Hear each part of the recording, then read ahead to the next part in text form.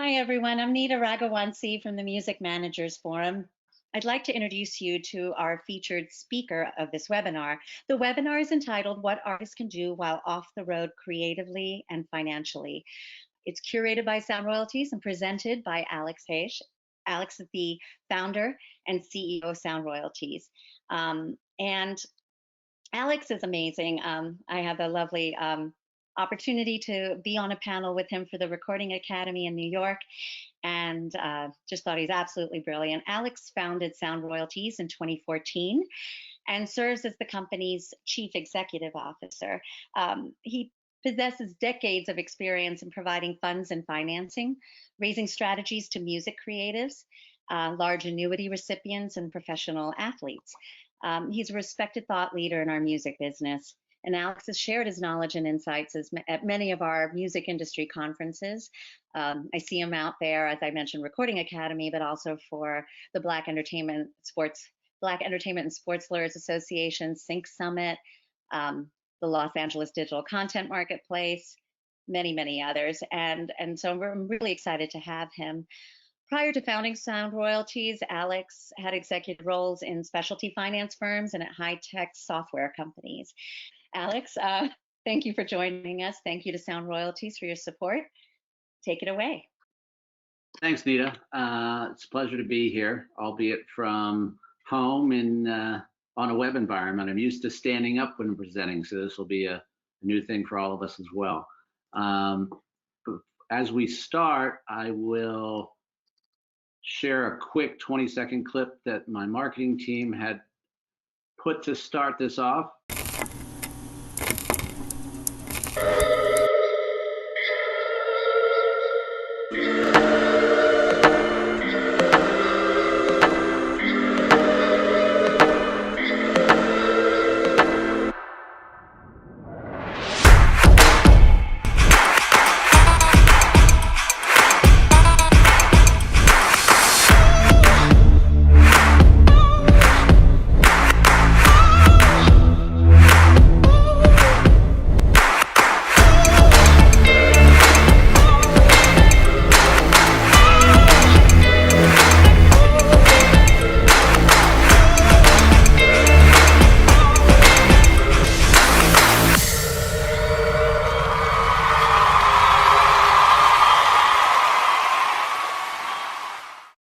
Great.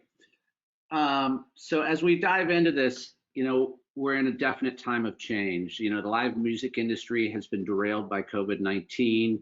Musicians who depend on live shows as a primary source of income are off the road indefinitely. In the meantime, what can music creatives do with this unexpected downtime to keep their career momentum going is a common question that we see. So today during this webinar, I want to first focus on the different trends and stats that we've seen in the music business leading up to the pandemic, and then move on to some recommendations and resources that you can share with your clients and in order to stay productive. But before I share my thoughts on that, let me share with you one slide on us, how I got into the music business, and where our foundation of knowledge comes from.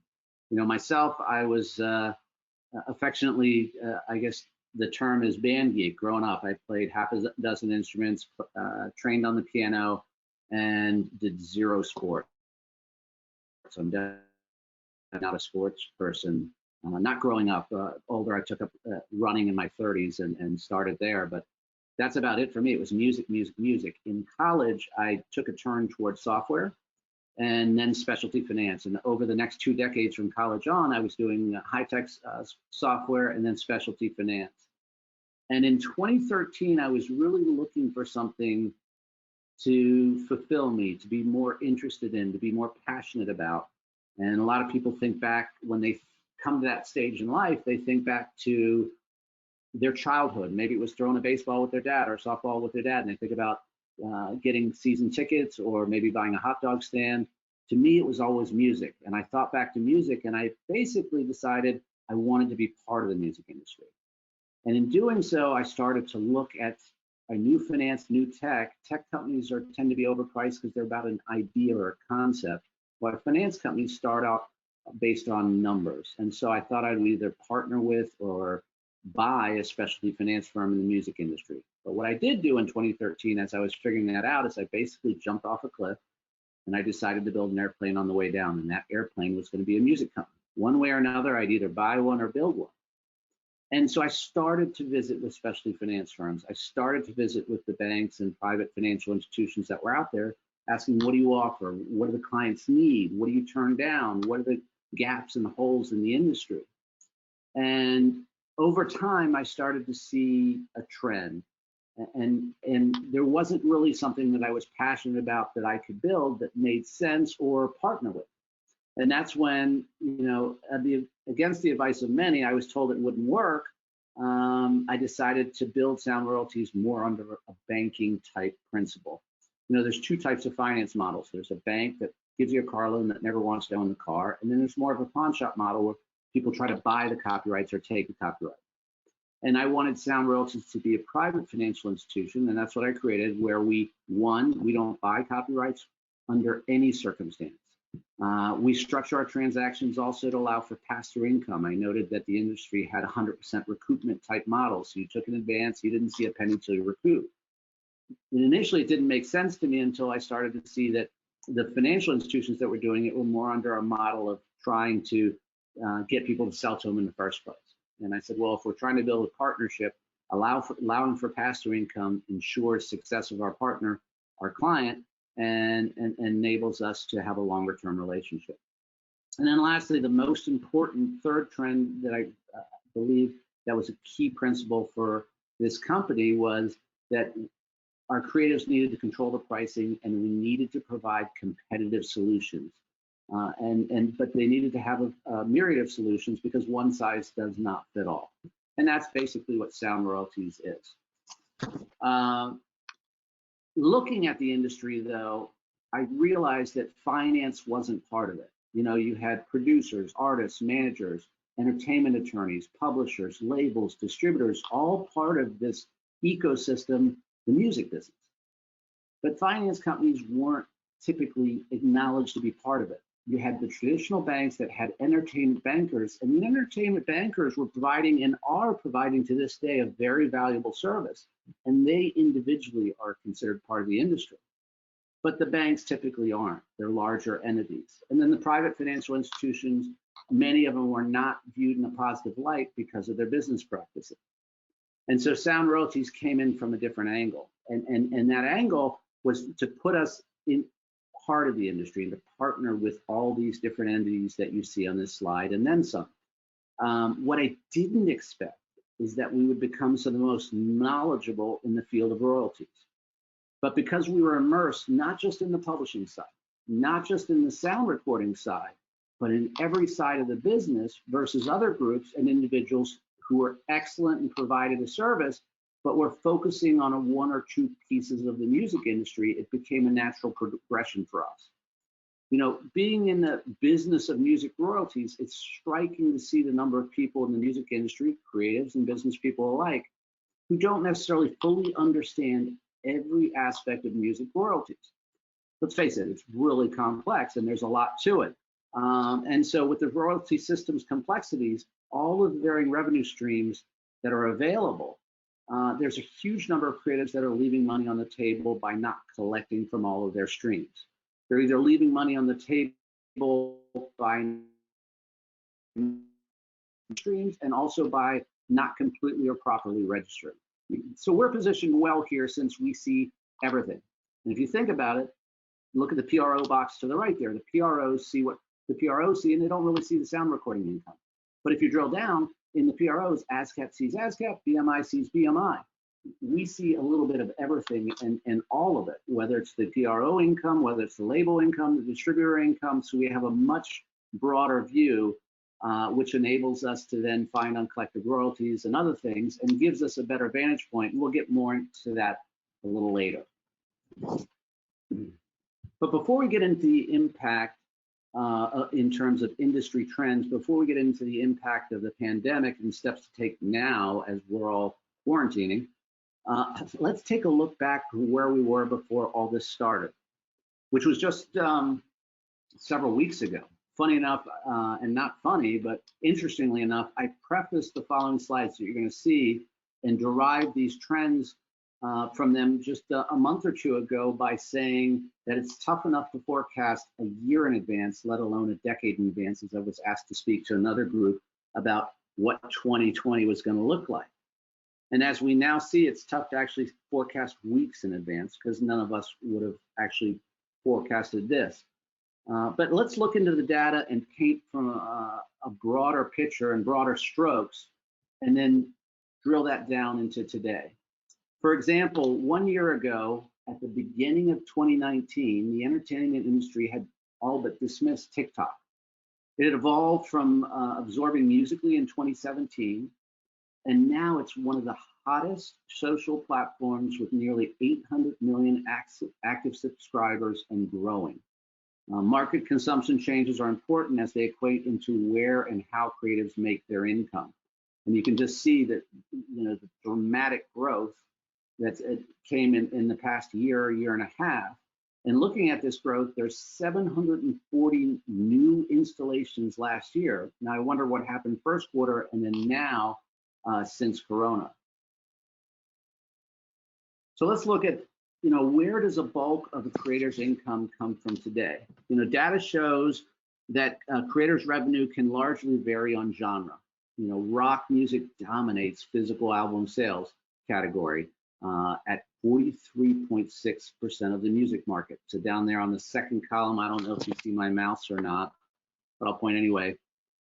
Physical album sales, 43.6% of them go to the rock albums. Rock fans love a good vinyl record and physical copy of their music. But R&B and hip hop, that top row, dominates the total on-demand streams. And it's nothing new, nothing we don't know, but it's important to note. But both audio and visual, from 29.6% of the market share, goes to R&B and hip hop. Surprisingly, and this is something I want to touch on a little later, if you drop down to the Latin market, it's only 7.3%. And this is a key piece that I'm going to touch on a little bit later.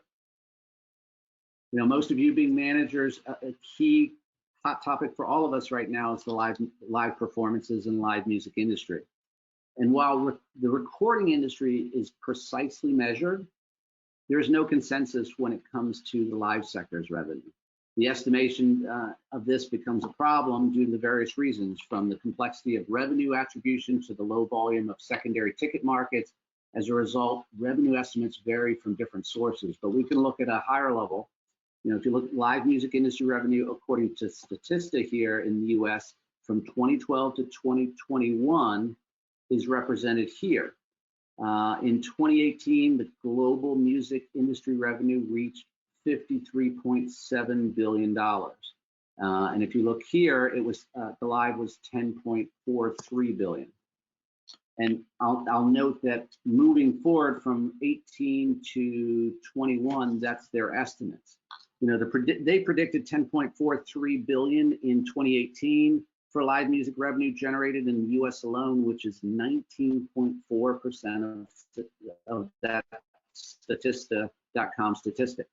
But if you look at other sources, in 2018, PricewaterhouseCoopers, Global Entertainment and Media Outlook, the live music industry was projected, and they were projecting continued growth and to be worth $31 billion worldwide by 2022, with $24 billion of that coming from ticket sales.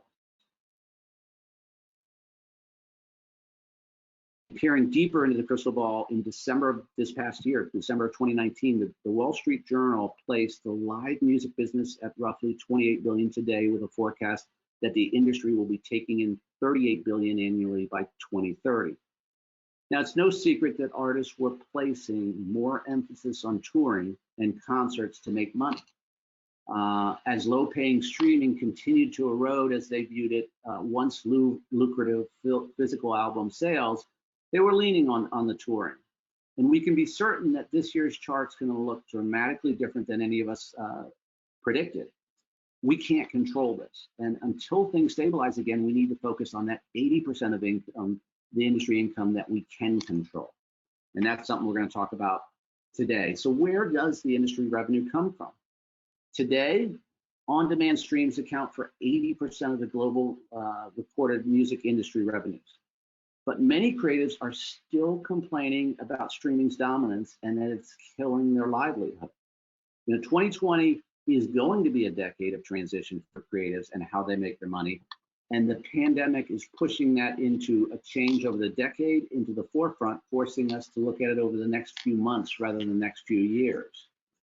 So as we start the new decade, we're wrapping up, as you can see here in the graph in the bottom left, with 5 straight years of double-digit growth in overall income. Global recorded music industry revenue closed out at $21.5 billion in 2019.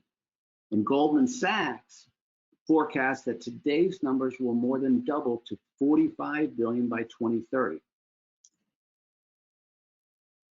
So if you look at where the population is, and since 80% of it is streaming, where is this revenue going to come from?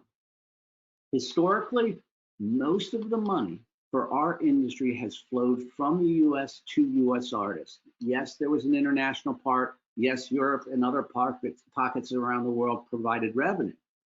But streaming is gaining traction worldwide. And so it's important to look at this heat map and to see where the future income is going to come from. I use the term with the legitimization of the consumption of music worldwide. It's natural to see that growth trends are going to follow where the population's hot pockets are. I mean, you can see the reddest spots there: India with its 1.3 billion people, China with its 1.4 billion people. Just those two hot pockets are 36% of the world's population. And as they start to stream, the legitimization of the consumption of music, when they were mostly pirating, and now are actually forced to, based on the technology that we were saying before was killing us, is forcing them to pay. And as they go online and do pay, we're going to start to see streams of income from those places. Look at Spotify. They launched in India February 26th of last year, so just 14 months ago. April 5th of last year, so 1 year ago, Apple Music slashed their prices in India to compete not just with Spotify, because Spotify was coming online there, but with JioSaavn and Gaana. Gaana were the two popular streaming services there, and Spotify and Apple have really started to take hold and to take over those markets. Apple Music is now being offered at 99 rupees.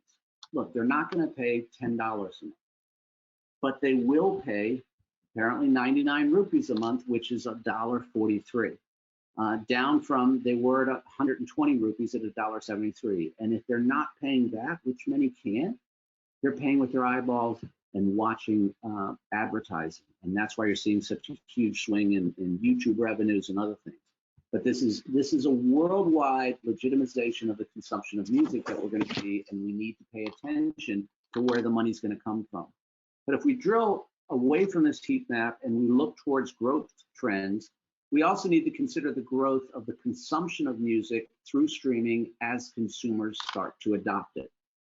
Latin, that's the biggest one that I've been touting over the past 6 months, and others as well, because those countries predominantly weren't paying as well, but they start adopting the streaming much faster, and we're seeing revenue come from them much faster than the Indias and the Chinas. They aren't fully paying for music yet, but they're growing rapidly, and they're fully expected to increase in paid music subscriptions. And that's going to be a game changer. Because of this, Latin music is one of the genres that stands to grow the most. There are 327 million people in the US right now.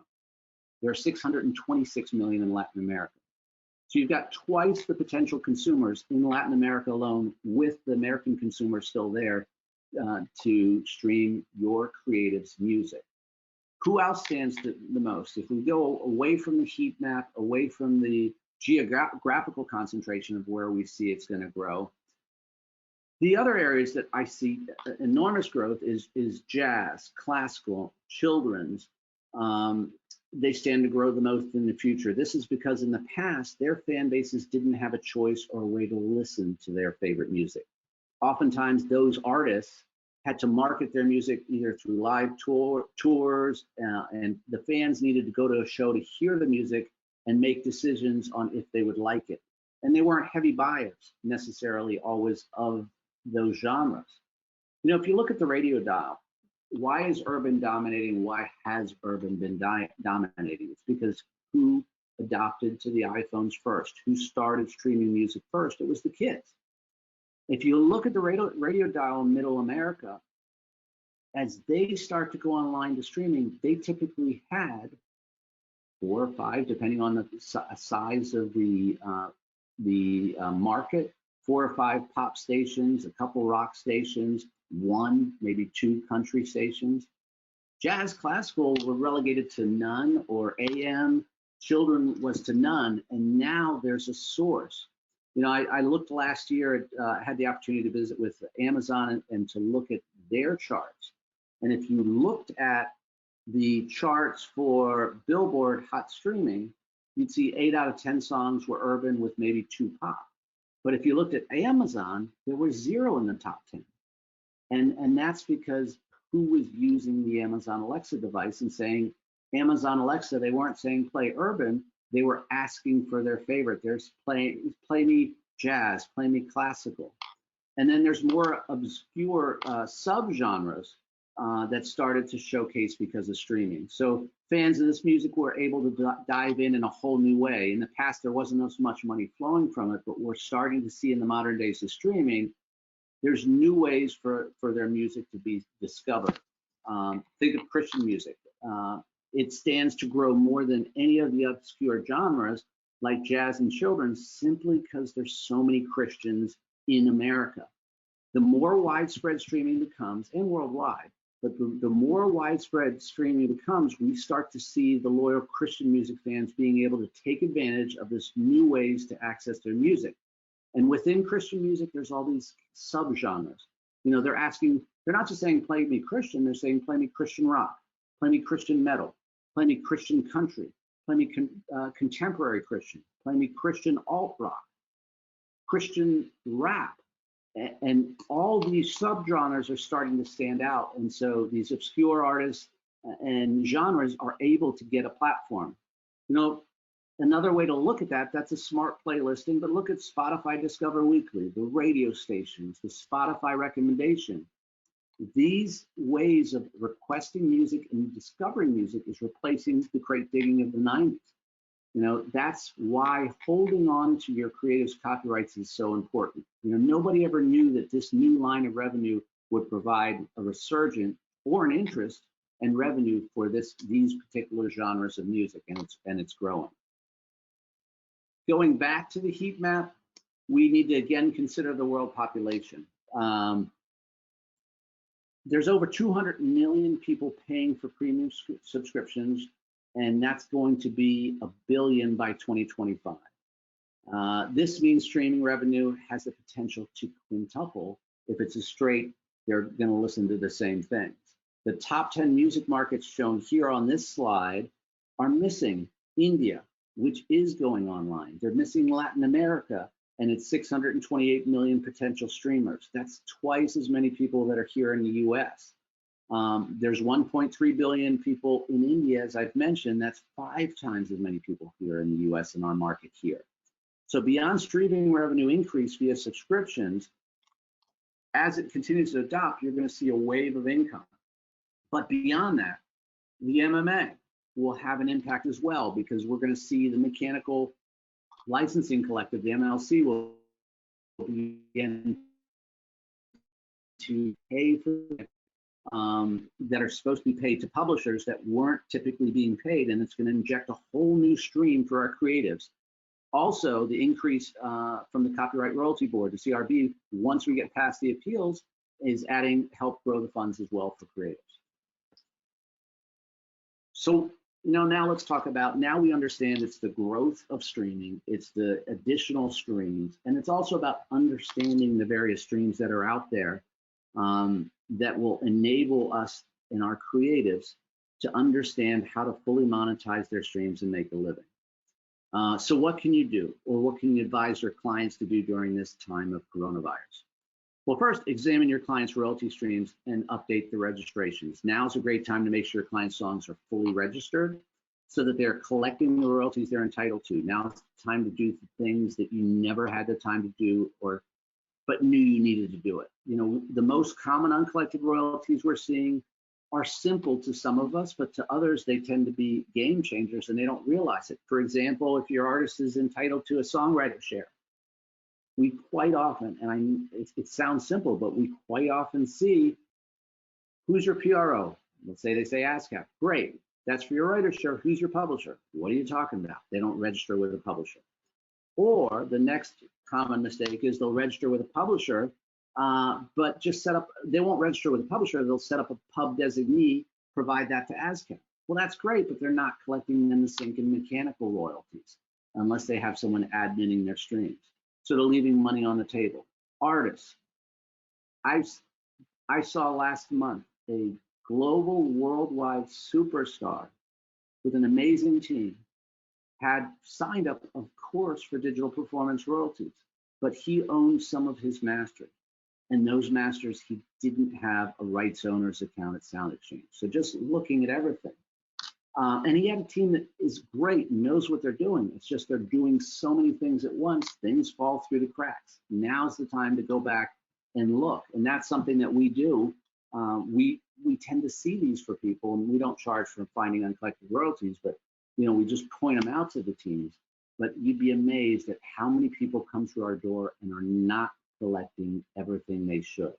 Right now with live performances not happening, it's time to clean house and ensure you're collecting everything you can. And I'm recommending these things because of how they pertain to royalties. We all have heard people complain about how streaming is so small, it's killing their income.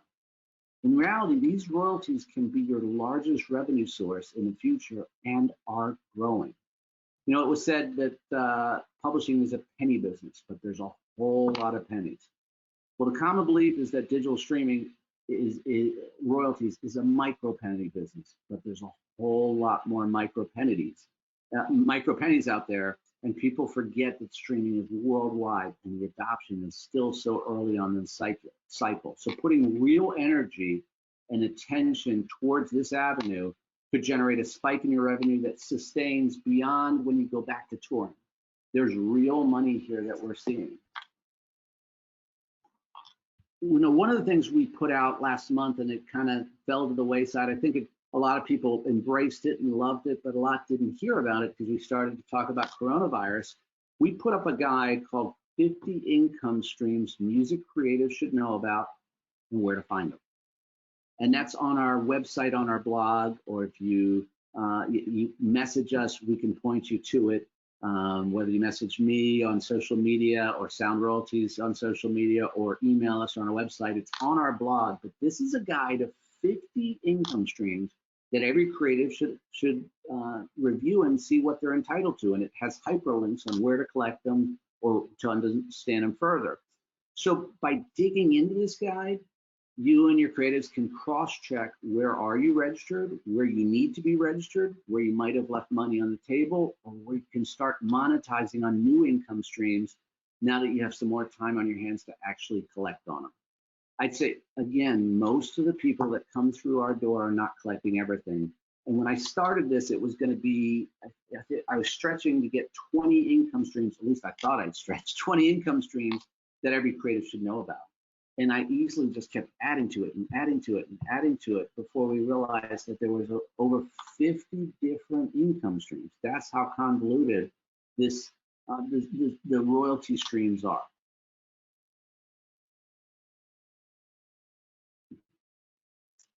What else can crew at this time? Creator is king. The creative is king, and they're the source of all these income generating things. Take advantage of a clear schedule for your creative and let the creativity flow. Right. It may be a song they've been meaning to finish, a new vibe that needs nurturing and inspiration for these strange times that we're living in, so let them flex what they're doing best in terms of write. Record. Studio time can be expensive. It used to be expensive, but it's becoming less and less expensive with technology.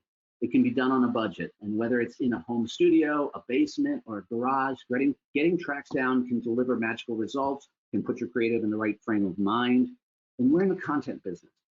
So turn this time off the road into a time well spent making some memories of new tracks. You know, the Foo Fighters recorded Wasting Light in Dave's garage and on tape when they didn't need to. You know, live recordings are hot. You know, there aren't a ton of live performances, and people love that. There's Together, hashtag Together at Home, where a lot of creatives are going online and providing performances. So it's a great time to be networking your creatives, not just by themselves, but with other creatives and producers to see how they can create music together while they're apart. You know, we live in a day where musicians can record and perform elements to a song or with each other and to the world. And they can be mixed together with advanced programs like Pro Tools and others. So why not keep recording and creating? It sounds simple, but many people we're talking to, yes, we're going to get to that. And they're still scratching their head and upset about everything that's going on. We're upset too, but this is the time to take advantage and to shift and to pivot. You know, like I mentioned above, content is king, and video is the crown jewel. You know, while you're laying off some of your team, we hear everybody's laying people off. For the most part, are you hiring a video content developer to follow the day-to-day of your artist? Are you developing creative stories and content for social media? Like recordings, there are a myriad of ways to approach the creative medium to excite and engage fans. Consider producing a short video. You can either monetize with a fee to download or simply excite fans by making it free on Instagram and Facebook Live. You can also stream an acoustic set from your artist's home, offering a stripped down take on their craft. YouTube alone has so many different ways you can monetize on the platform. The YouTube Partner Program, YouTube Content ID, YouTube Premiere, YouTube Channel Management, YouTube Cards, TikTok, which I brought up earlier, campaigns to promote streaming royalties. There's incentives for fans to stream your album or tracks online. Let's say like a personalized email from their artist if they stream their entire album or share it with a certain amount of people that on social media channels. The bottom line is it's to step up your online game. I'll give you an example. I saw the power 3 years ago of Instagram, and I drove our marketing team a little batty about social media and Instagram when I came across an artist in Atlanta who was just emerging. It was about three and a half years ago. And when I looked at what he was doing, he was building his fan base from Instagram. He went into Atlanta Airport, stood in front of a mural. At the time, they had a mural. When you go around to the T gates, there's a huge mural with a picture of something. And at the time, it was a mural of Tahiti. And he put on his beach clothes and took a picture, photoshopped it, and pushed it on Instagram like he was in Tahiti. He then ran in front of some private jet, took a picture there. He was driving around his car, throwing money everywhere. It was interesting content, comical, but he built the fan base. And as I watched him grow over the coming months, he quickly built that fan base into 250,000 and growing followers. But they were real followers and they were engaging. And when I looked at his TuneCore at the time, he was generating $80,000 a month because of the whole social media, and it was streaming income because that was his fan base. And they were going online streaming his urban music. You know, it's no longer about the income you're going to directly get from the content, be it a sound recording or video. It's about staying in the forefront of your fans' minds, broadening and attracting new fan bases, and getting them to stream your music. That's what it boils down to get them to play. And if they play that track for 30 seconds, it may not be a full purchase, but it's a micro purchase. So I'd be remiss if I didn't cover, researching in this time the relief funds. Music Cares, the nonprofit operated by the Recording Academy, and many other nonprofit associations and city and state entities have set up financial assistance programs for creative artists impacted by COVID-19. The NPR recently compiled a wide-ranging list of resources that you guys can find online, and we can give you a link to it, but it's easy to find. Billboard magazine is maintaining a regularly updated list of state-by-state resources for music industry professionals. There are dozens of state and city funding level initiatives targeting the music industry workers across the U.S. Most of them give anywhere from, it's a few $100s to more in grant funding, but they accept applicants on a first come, first served basis, and we're seeing larger grants as well, and loans as well, with a turnaround time anywhere from a day to a week or more. Check if your artist is eligible. I was talking to several different managers, and the first thing I asked is, do you know if they're eligible for unemployment? Most industry, and they didn't know, most industry creative and support occupations are not traditionally eligible for unemployment. We all know that. But the stimulus bill appears to now cover self-employed small business owners, a category that in music ranges from songwriters to roadies and opens the door for many. So, if you look at individuals, are they eligible for unemployment based on their state's new regulations? Are they eligible for funding as a small business owner or as a self-employed individual? Where applicable. The various relief funds that are out there are not just for those in need. We also have, we put out a $20 million no fee, no cost fund to creatives. And you can find that right on our Sound Royalties homepage, or reach out to us on social media or whatever. The next thing to do is invest in yourself and financing your own projects. As streaming has emerged as the most dynamic way for creatives to promote their music, more artists are electing to record and own their own masters by self-financing their careers, at least until they hit a certain size. So whether you self-produce or self-distribute or enlist professional help, funding is critical. And the weeks and months ahead may present significant challenges, yet it also provides opportunities to do things like self-record and finance it. Frankly, the relief funds on the page before are for all that qualify, not just those in need. And your creatives, I would venture to say most of them are in need. And so whether they're funding their credit card bills or the loss from touring income to keep people employed, or to recreate, to redefine their career, those programs, a no-cost royalty advance becomes, from us or others, becomes a viable option during the unforeseen crisis. It's not just for those in certain type of need that we typically imagine. So I'm going to bring up this next slide, and I'm going to open up the questions. I'm going to bring up one more slide that shares a little bit about, we released it earlier this week, about, it's a reminder of why we do what we do. And then I'm going to try to address as many questions as possible if you guys want to type in the question box the questions that you have. But let me give you a quick clip on why do we do what we do. Musicians are some of the most driven, courageous people on the face of the earth. They deal with more day-to-day rejection in 1 year than most people do in a lifetime. Every day, they face the financial challenge of living a freelance lifestyle, the disrespect of people who think they should get real jobs, and their own fear that they'll never work again. Every day, they have to ignore the possibility that the vision they have dedicated their lives to is a pipe dream. With every note, they stretch themselves emotionally and physically, risking criticism and judgment. With every passing year, many of them watch as the other people their age achieve the predictable milestones of a normal life. The car, the family, the house, the nest egg. Why? Because musicians are willing to give their entire lives to a moment, to that melody, that lyric, that chord, or that interpretation that will stir the audience's soul.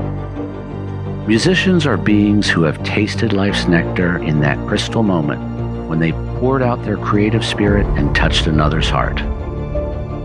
In that instant, They were as close to magic, God, and perfection as anyone could ever be. And in their own hearts, they know that to dedicate oneself to that moment is worth 1,000 lifetimes.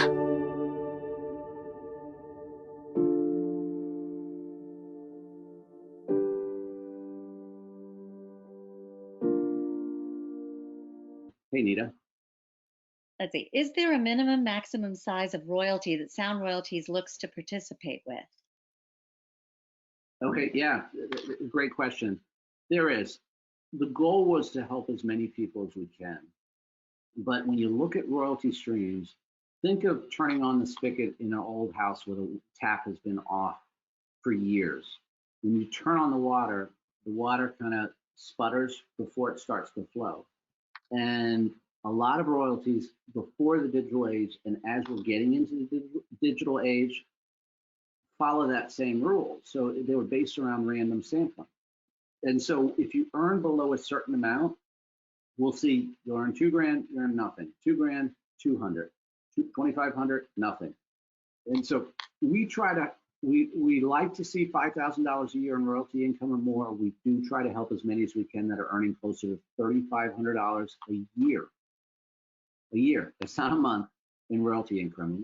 You know, we work with anybody on advances from as small as $5,000, a few $1,000s to tens of millions of dollars. It's a wide spectrum. Most creatives do fit in that spectrum. But yes, the minimum is $3,500 to $5,000 a year. Okay, awesome. Thank you. Actually, I don't know, did you go through the sort of telling us what an advance is? Does that take a piece of the copyright at any point, and how that works with Sound Royalties? So think of us like a bank. We provide funding and financing. And there's two types of ways to raise capital. It's investors that want to own a piece of what you have, whether they buy a piece of it or buy all of it, or there's financiers that finance, and that's what we do. So we provide funding and financing off of an income stream. And so let's say someone comes to us and needs $9. We may say, great, we'll take $2 per period over the next 5 periods. And let's say the period's an annual period, over the next year you get $6 and we expect 4 passes through. So 1, we never get the copyrights. We don't buy copyrights. And if at the end of the 5 years we haven't collected those $10, we still don't get the copyright. And so it's financing without ever taking ownership. And as in my example, I'm showing that we're providing pass-through income. So we don't work with 100% of the income stream. We allow for income to pass through. And then with the zero funding program that we have right now for the COVID relief, if someone takes $25,000, they pay us back out of their royalties $25,000 in the next year. It's no cost, no fee funding. All right, cool. Thank you for that, Alex. Or do we have any questions? Wesley, are you out there that you're able to see on this? Yeah, I'm not able to see the questions or chat screen for some reason. So listen, if somebody has a question, they can email me at alex@soundroyalties.com. They can email info@soundroyalties.com. Sound Royalties and I are on Instagram, so it's Sound Royalties, Alex Heiche. So there's many ways that you can certainly reach us, and we'll be happy to work with you one-on-one with any questions you have and try to help you. You know, a lot of people come to us, 1, when they're in need, but 2, they really want to understand their creatives are earning our minimum threshold. And we get managers that come to us and say, you know, can you look at what we're collecting and tell us if you see holes or you see any income we're not collecting? That's something we do for free. The other thing that we do is when we analyze the streams, we tell you, hey, are you collecting this, this, and this? But then we take it a step further and we're able to forecast what you're going to earn in the next year. So if you think about it, creatives, a police officer, a nurse, a fireman, they know, a teacher, what they're going to earn in the next year or what their salary is. Creatives know it's an up year or down year. They really don't have a fair grasp of what the earnings are going to be, and we're able to provide that forecast. And we do that for free for the creatives that come forward and that we work with, whether they take an advance or not. So there's a lot of different ways that we try to help, and will continue to. Alex, we do have hey, it's Wesley here. We do have 2 quick questions that I think would be really good to answer. One is Sound Royalties a publisher or a record label? And the other is, if not, how does it differ? Great question. So we are not. And that's why we work with the major labels, the major publishers, and the independent ones as well. We provide funding and financing. So if you have a creative that has publishing income and writer share, we can provide them an advance on their ASCAP, BMI, CSAC, GMR income, but we don't replace that entity. We don't, we can provide an advance on their publishing, but we don't replace that entity. On top of that, even if they're unrecouped, we can often still provide funding and financing. But we are not a publisher. We're not a label. We don't replace those very valuable business entities. Sounds good. And then last question, what is the kind of revenue breakdown of an ideal Sound Royalties client, as far as live, publishing, recorded, etc.? So we had in the past opened up to touring income that required insurance policy. Obviously, that's not happening right now. So an ideal client is anyone that's earning $3,500 to $5,000 a year or more in royalties, whether it's from their PRO, their publisher, their label, whether it's YouTube income. A royalty income stream that we can analyze, project in the future for you, show you what it's going to be, and then finance against. So any creative that's doing that, and we have a lot of royalty specialists that can help clients of all different levels, whether they're someone that's up and coming or that's a legacy that has a small royalty stream that's only a few $1,000s to someone that's earning millions of dollars a year. I got a call 3 weeks ago from a creative that had lost over a 4-week period into April over $2 million in touring cancellations, show cancellations. And, obviously that's deep and more. And, we looked at his streams and were able to find ways to help him. So we're funding and financing for those creatives of all levels. Thank you so much, Alex. That was great. And I guess you gave your contact info to everyone, so we're good on that one. I just want to say thank you very much for this really great information.